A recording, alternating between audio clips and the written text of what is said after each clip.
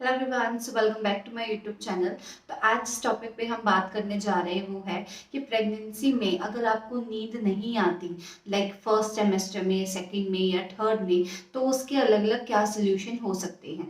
आपने बहुत सारी वीडियोस देखी होंगी यूट्यूब पे, आई नो कि आपने गूगल पे भी सर्च किया होगा, क्योंकि जब हम प्रेग्नेंट होते हैं हमें कोई भी इशू आता है तो सबसे पहले या तो हम यूट्यूब पे जाते हैं या गूगल पे। बट ऐसी वीडियो आपको कभी नहीं मिलेगी, क्योंकि इसमें मैं टेमेस्टर वाइज, मंथ वाइज बताऊंगी कि आपको किस हिसाब से इस नींद का सोल्यूशन करना चाहिए। तो चलिए वीडियो स्टार्ट करते हैं। तो सबसे पहले हम बात करेंगे पहले ट्रेमेस्टर की, जो कि स्टार्ट होता है आपका पहले 3 महीने में। अब 3 महीने में ऐसे क्या कारण रहते हैं जिसकी वजह से आपको नींद की प्रॉब्लम होती है। तो देखो, सबसे पहले तो होता है आपका उल्टियाँ आना। बहुत सारी वुमेन्स ऐसी होती हैं जो उल्टी आने की समस्या देखती हैं, और इस उल्टी आने की समस्या के कारण उनका जी मचलता रहता है, जिसकी वजह से उन्हें नींद आने में दिक्कत होती है। दूसरा, अगर मैं कारण की बात करूं तो वो है शरीर में दर्द होना। हमारी जब बॉडी में हॉर्मोन्स की मात्रा बढ़ती है, ये जब हम कंसीव करते हैं उसके बाद हमारे शरीर में इतने सारे बदलाव आते हैं कि हमारे कमर में दर्द, पेट में दर्द, सर में दर्द, हड्डियों में दर्द, मांसपेशियों में दर्द, बहुत ज्यादा दर्द होता है, जिसकी वजह से हमें सोने में कठिनाई हो जाती है।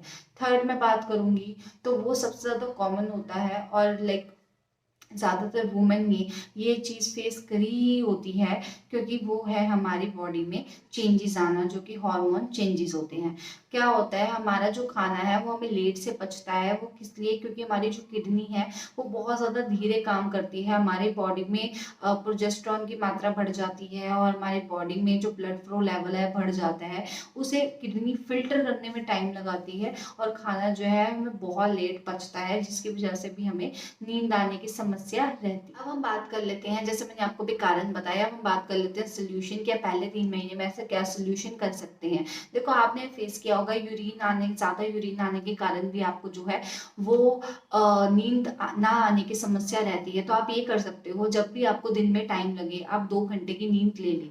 उससे क्या होगा, जो आपकी नींद का साइकिल है वो पूरी तो नहीं हो पाएगी, लेकिन कहीं ना कहीं आपको दिन में नींद लेने की वजह से जो आपकी बॉडी रिलैक्सेशन मांग रही होगी वो आपको जरूर मिलेगी। साथ साथ में आपको लिक्विड ज्यादा लेना चाहिए, अपनी बॉडी को हाइड्रेट रखना चाहिए, क्योंकि शरीर में पानी की कमी हो जाती है, जिसकी वजह से भी नींद आने की समस्या हो जाती है। उसकी वजह से आपको जो है लिक्विड जितना ज्यादा कंज्यूम आप कर सके उतना ज्यादा आपके लिए बेहतर होगा। उसके साथ आपको एक्सरसाइज करनी चाहिए। एक्सरसाइज मतलब ये नहीं है कि आप हाई वेट, हैवी वेट आप कैरी करें। आप जो है थोड़ा सा वॉक कर सकते हैं, आप जितने रिलैक्स फील कर सकते हैं वो एक्सरसाइज आप कर सकते हैं।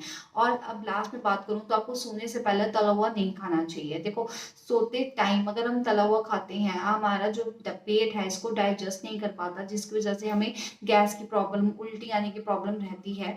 तो अगर आप सोने से पहले तला हुआ खाना अवॉइड करेंगे और जो सादा सिंपल खाना खाएंगे, और कोशिश करेंगे सोने से 2 घंटे पहले आप खाना खा ले, वो इजिली आपकी बॉडी में पच जाएगा और आपको जो नींद है इजिली आ जाएगी। अगला है आपका सेकेंड टेमेस्टर। दूसरा टेमेस्टर देखो ऐसा होता है जिसमें आपका 4, 5, 6 मंथ होता है। वैसे तो कहा जाता है कि ये सबसे सेफेस्ट है, बट क्या ये नींद में भी सेफेस्ट है, ये जानना बहुत ज्यादा जरूरी है। तो देखो, सेकेंड टेमेस्टर में सबसे ज्यादा जो प्रॉब्लम होती है नींद ना आने की, वो होती है सीने में जलन होना।